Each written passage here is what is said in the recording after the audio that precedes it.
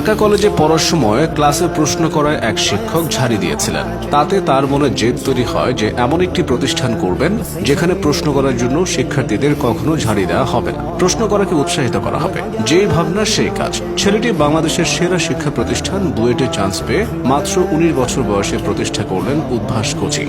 Engineering এ পড়তে চাওয়া যে কোনো শিক্ষার্থী জানে উদ্ভাস আজ কতটা শিক্ষার্থী সহায়ক ও বন্ধুত্বপূর্ণ প্রতিষ্ঠান। অনেক শিক্ষার্থীর ইঞ্জিনিয়ারিং এ পড়ার স্বপ্ন পূরণের কারিগর এই প্রতিষ্ঠানটি। উদ্ভাসের প্রতিষ্ঠাতা মানুষটি আর কেউ নন, বিখ্যাত উদ্যোক্তা মাহমুদুল হাসান সোহাগ। নামের মতোই বড় তার কীর্তিগুলো। তিনি উদ্ভাস কোচিং সেন্টার এবং অন্যরকম ওয়েব সার্ভিস লিমিটেডের প্রতিষ্ঠাতা। এছাড়াও তিনি রকমারি.com এর প্রধান নির্বাহী কর্মকর্তা ও সহ প্রতিষ্ঠাতা। বাংলাদেশে তিনি সর্বপ্রথম ইলেকট্রনিক ভোটিং মেশিন বা ইভিএম তৈরি করেছেন। একসময় তিনি বাংলাদেশ গণিত অলিম্পিয়াডের একাডেমিক কাউন্সিলর ছিলেন। মাহমুদুল হাসান সোহাগ বর্তমানে অন্যরকম গ্রুপের চেয়ারম্যান। তরুণ বয়সেই তিনি লক্ষাধিক তরুণদের আইকন। তার ধর্মীয় আর কর্মজীবন নিয়ে আলোচনার জন্য শেষ নেই। আলোচনা, সমালোচনা আর প্রশংসা সবকিছুকে সঙ্গে নিয়ে মাহমুদুল হাসান সোহাগের শূন্য থেকে সবকিছু হয়ে ওঠার যাত্রাটা অনুপ্রেরণামূলক।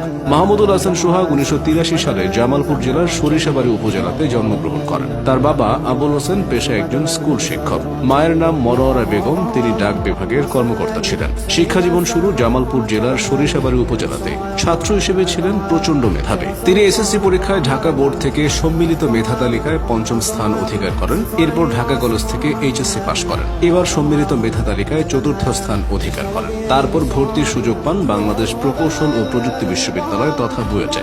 বুয়েট থেকে সফলতার সাথে ইলেকট্রিক্যাল অ্যান্ড ইলেকট্রনিক্স ইঞ্জিনিয়ারিং তথা ত্রিপুরীতে ব্যাচেলর সম্পন্ন করেন। পাশ করার আগেই তিনি বাংলাদেশ প্রকৌশল ও প্রযুক্তি বিশ্ববিদ্যালয়ের আইআইসিটিতে রিসার্চ অ্যাসিস্ট্যান্ট হিসেবে কিছুদিন কর্মরত ছিলেন।